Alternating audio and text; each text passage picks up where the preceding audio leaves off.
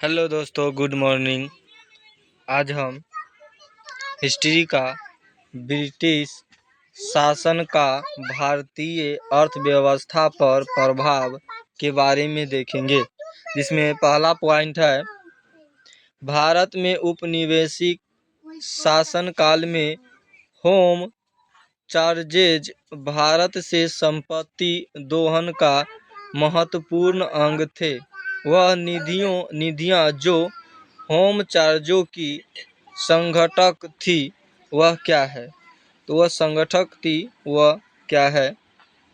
तो दिया हुआ है, वह थी लंदन में इंडिया ऑफिस के भ्रमण पोषण के लिए प्रयोग में लाई जाने वाली निधि, भारत में कार्यरत अंग्रेज कर्मचारियों के वेतन तथा पेंशन हेतु प्रयोग में लाई जाने वाली निधि थी। अगला पॉइंट है शब्द इंपीरियल प्रेफरेंस का प्रयोग किया जाता था। तो इसका प्रयोग किया जाता था भारत में ब्रिटिश आयातों पर दी गई विशेष रियायतों के लिए। अगला पॉइंट है ब्रिटिश शासन के दौरान भारत में उद्योगों का कोई स्वतंत्र विकास नहीं हुआ। इसका कारण था, तो इसका कारण क्या था? तो भारी उद्योग का अभाव। इसका कारण क्या था? तो भारी उद्योग का अभाव। अगला पॉइंट है इस्तेमारी बंदोबस्त लागू किया गया था। तो इस्तेमारी बंदोबस्त कहाँ लागू हुआ था और किसने किया था? तो लॉर्ड कॉर्नवालिस के द्वारा लागू किया गया था।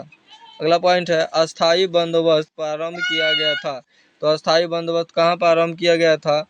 तो लॉर्ड कॉर्नवालिस के प्रशासन काल में अस्थाई बंदोबस्त को शुरू किया गया था।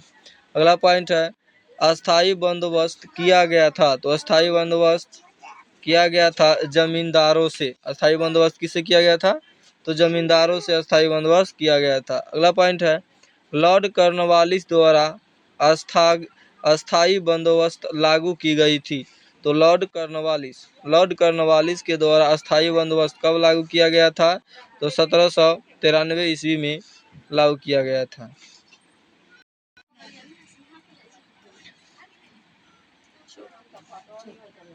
अगला पॉइंट है चिरस्थायी बंदोबस्त 1793 के अंतर्गत जमींदारों से अपेक्षा की गई थी कि वे खेतिहरों को पट्टा जारी करेंगे।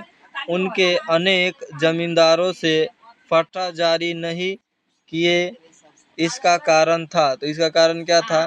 तो इसका कारण था जमींदारों के ऊपर कोई सरकारी नियंत्रण नहीं था।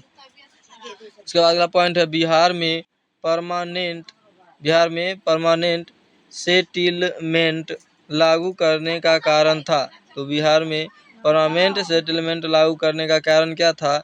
तो जमींदारों के लिए जमीन पर वंश परंपरागत अधिकारों का स्वेच्छा से हस्तांतरित करने का अधिकार। अगला पॉइंट है डैश में बंगाल और बिहार में भूमि पर किराएदारों के अधिकारों को बंगाल किराएदारी अधिनियम द्वारा किया गया था। तो किया गया था 1885 ईस्वी में।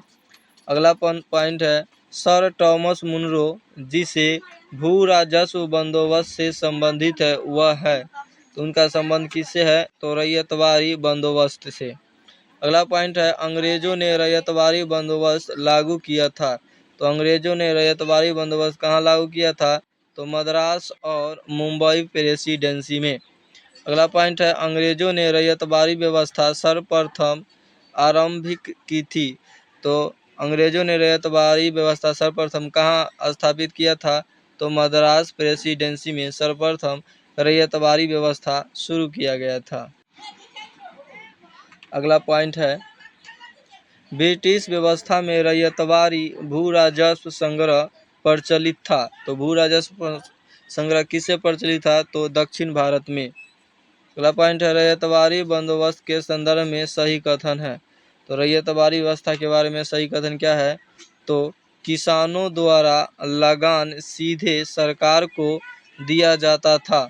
सरकार रैयतों को पट्टे देती थी।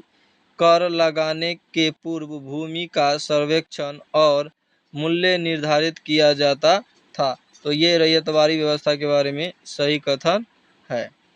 थैंक यू दोस्तों, लाइक और सब्सक्राइब करें।